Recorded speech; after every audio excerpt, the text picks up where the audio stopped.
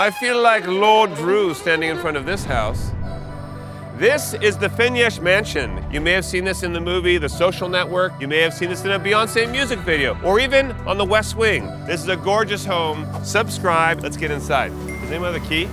Somebody have the key?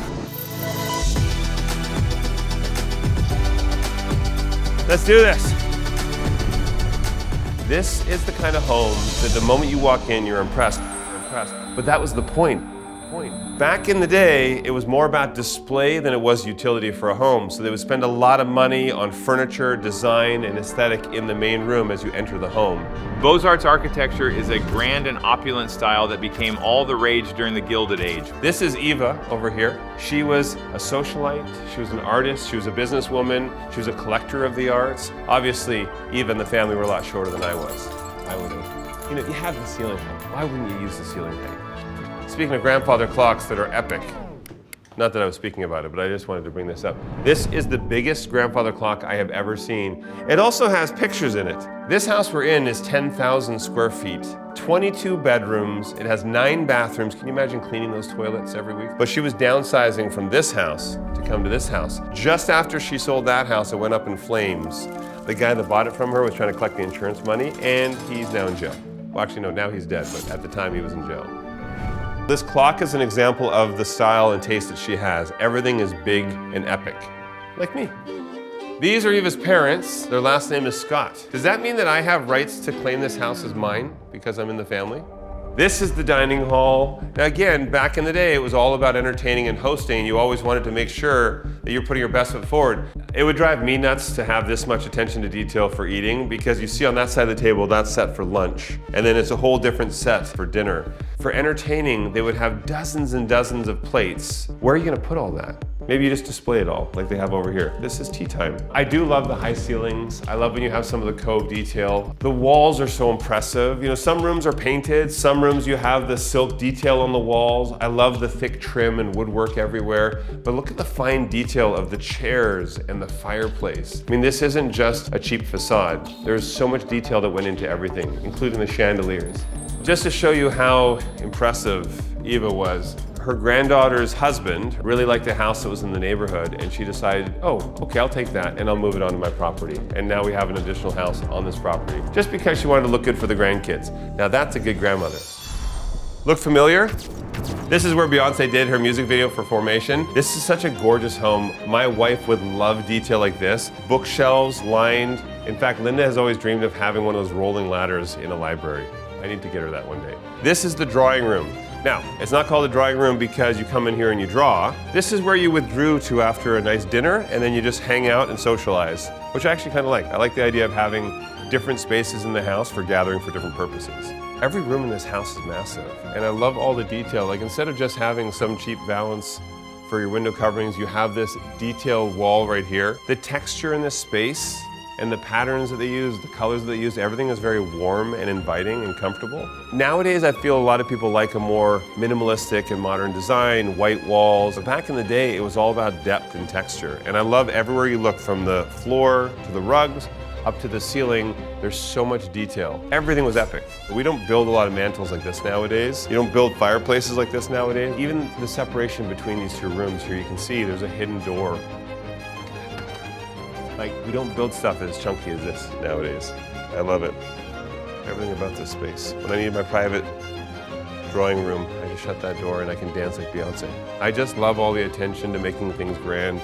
Speaking of grand, you even have a piano in the drawing room in case you wanted to sit down and entertain your guests with your amazing skills.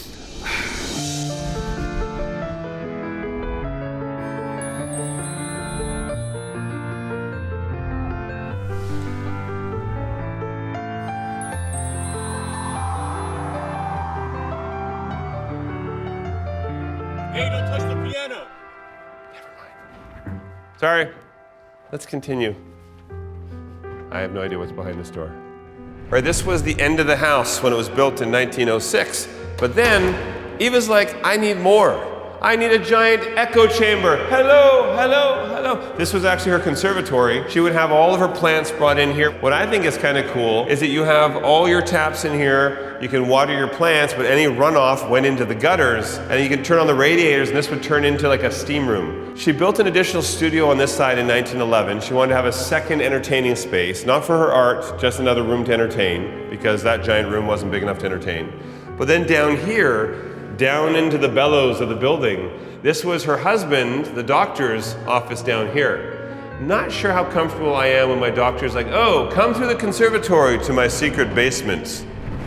This is the study, another entertaining space. Now out there, maybe you're in the drawing room and you're playing a little music or you're doing something entertaining, but when you bring people in here, this is the true entertaining. You can have a band sitting up top. They used to have a 4-piece band sitting up there. I love that you have the grand fireplace as well here for the backdrop. And Eve actually researched all of the history, her lineage, and she found a lot of her relatives that go back hundreds and hundreds of years in England. She would have plays that would set up as well here. People always ask, are there secrets or secret passages in a house? Yes, there's a secret spiral staircase right here. So they would even have performances where the actors could pull the blinds across here, they can get ready down there. This is such a cool thought to have a space like this in your house. And this has been used in a lot of movies as well. Typically set up as a bedroom, pretty swanky bedroom.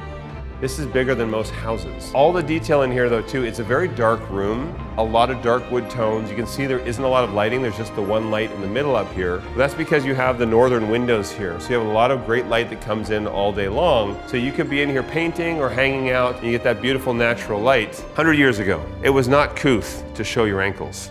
So that's why you have these nice little steps for your feet or the cushion down here so that when you're stepping down, your ankles aren't showing. I don't care. I have pretty sexy ankles, so I like to show them off. You know that fetish site where people will watch TV shows and movies and they'll rank your feet? I actually have a very high foot ranking, higher than Jonathan, just saying. Fun fact, this is called a fire shield. This was to protect you from having the heat from the fire directly on your face. So if you're standing, I would set up here. If I'm sitting down, I would adjust it a little bit lower. Because you think, makeup back in those days was wax-based. So you didn't want to be talking to your guests and impressing them, and then like some sort of like an old horror movie from the 80s, your face starts melting off. This would protect you. Pretty smart. When you have a property this big, you're gonna have pets, you're gonna have taxidermy owls, but also their daughter had a marmoset monkey. Tiny little thing, look, it's on the end of her finger, like this. It lived right in here. Look at this. Their house is grand, but he had this cute, tiny little, there you go, little guy, into your prison cell. Why would you design this to look like a prison cell? I would make it look more like a beautiful Victorian miniature home. Anyway, yeah, I kind of want a little monkey. You may recognize this from the West Wing. It's amazing when you have a house like this. If you think about building a set and the cost of building out a set like this, but you have a beautiful old home that is set in the era, it's perfect to utilize.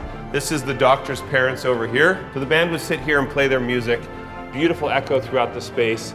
They don't have a lot of sound dampening in here. A couple of fabric panels on the windows, but aside from that, the reverb in here would be pretty crazy. This has been a lot of house on the inside. I kind of want to get outside and look at the gardens. Ah, jeez. It's always been a dream for Linda and me to have a family compound where Parker and Piper can stay here. We'll get another house for them. That's what Eva did over here. She bought the neighboring lot and built this house right next door in 1915 so that her daughter and granddaughter were close. And then Eva still had her house over on this side and the beautiful gardens in behind. She had about 4 acres here in Pasadena, which is exactly what I would love to have. 4 acres in California, it's tough to get. You don't really see your neighbors. You're covered by all these trees here. It's your own slice of paradise. Well, just like me, the backside is more impressive. They really have a beautiful home here. I love the detail. I love the grand staircase that comes down from the house. You can see down below, a lot of times they would hide the servants' quarters down low here.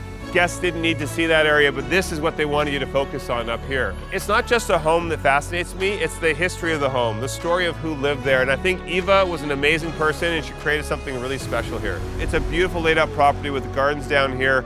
This path that leads to the back of the property, it's not called an alley because that's not fancy enough. It's an allée, French inspired. And it takes you through these beautiful trees to the back of the property. I get excited about the history of homes, and I think my little guy Parker loves that as well, and I'm always finding something new, like this beautiful house here. It's It's in Pasadena. The Pasadena Museum of History is something you can check out. And no matter where you live, I guarantee you there's some amazing properties you've never seen. If you have a property in your city that you think is unique and you didn't know was even there, let me know because I'd like to explore it.